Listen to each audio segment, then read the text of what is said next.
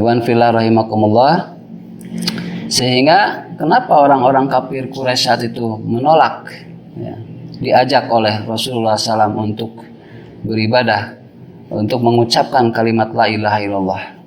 Karena mereka memahami bahwa la ilaha illallah ini artinya mereka harus melepaskan diri mereka dari togut-togut, dari dewa-dewa, dari Tuhan-Tuhan yang mereka sembah, dan hanya menyembah satu Tuhan saja. Sehingga dengan demikian, ya, mereka benar-benar menolak. Akan tetapi pada kenyataannya, ya, di kita pun saat ini, ketika orang sudah mengucapkan dua kalimat ini, kalimat la ilaha illallah ini, mereka hanya mengucapkan kalimat ini saja, akan tetapi masih tetap melakukan kesyirikan. Sementara orang musyrik saat itu mentah-mentah menolak. Mereka menolak mengucapkan la ilaha illallah ini karena mereka masih sangat menginginkan beribadah kepada selain Allah. Sementara orang-orang yang mungkin saat ini mereka mengucapkan kalimat la ilaha illallah, tapi mereka masih menyembah kepada semacam penghuni gitu. Mereka tetap melakukan sesajen-sesajen. Ketika membangun jembatan, mereka melakukan sesajen menyembelih binatang. Membangun gedung yang tinggi juga mereka menyembelih binatang dan lain sebagainya.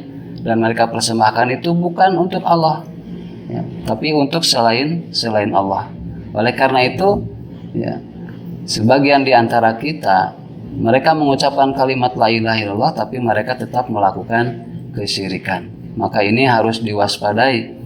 Sehingga dengan melakukan kesyirikan ini, ya, maka kalimat la ilaha illallah ini, yang tadi konsekuensinya adalah dia harus kufur terhadap togut dan dia harus beriman hanya kepada Allah saja, maka itu tidak kena, tidak pas.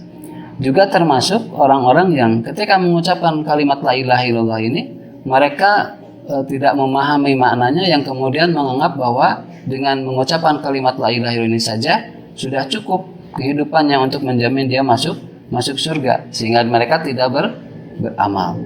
Mereka mengucapkan kalimat ini tapi tidak sholat. Mereka mengucapkan kalimat la ilaha illallah tapi tidak zakat dan lain sebagainya. Artinya mereka tidak melakukan amalan-amalan yang sebenarnya adalah merupakan konsekuensi dari beriman kepada Allah Subhanahu wa taala.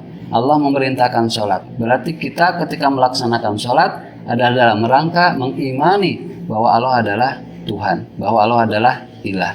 Allah memerintahkan zakat, itu dalam rangka ketika kita melaksanakannya, berarti kita sedang melakukan keimanan kepada Allah yang memerintahkan akan perintah zakat.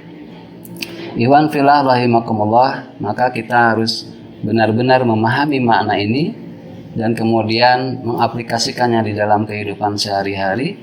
Bukan hanya cukup di lisan saja, tapi juga harus tertanam di dalam jiwa kita, ya, kemudian berpengaruh terhadap kehidupan kita. Mana yang ini adalah merupakan peribadatan kepada selain Allah, mana peribadatan kepada Allah. Ini harus dipisahkan. Dan Tuhan-Tuhan yang lain, ya, Tuhan-Tuhan selain Allah Subhanahu wa taala, mereka tidak berhak disembah meskipun mereka mengaku Tuhan. La ilaha, tidak ada ilah, tidak ada sesembahan illallah kecuali Allah. Seolah-olah dengan kalimat tersebut masih ada sembahan-sembahan yang disembah dan itu disebut sebagai Allah. Oleh karena itu, para ulama mengatakan bahwa di dalam kalimat la ilaha illallah ini, la nafiyatul jinsi, itu membutuhkan isim di dalam la nafiyatul jinsi adalah ilah, membutuhkan kepada khabar, ya. Yaitu maka khabarnya adalah di khabar yang dimahdhuf, ya. Itu kemudian dimunculkan dengan makna hak, bihaqqin illallah, la ilaha bihaqqin illallah, tidak ada ilah yang berhak disembah kecuali Allah. Karena kalau tidak terdapat kalimat yang disembunyikan seperti ini, maka seolah-olah apapun itu yang disembah itu bisa dikatakan sebagai Allah, la ilaha illallah.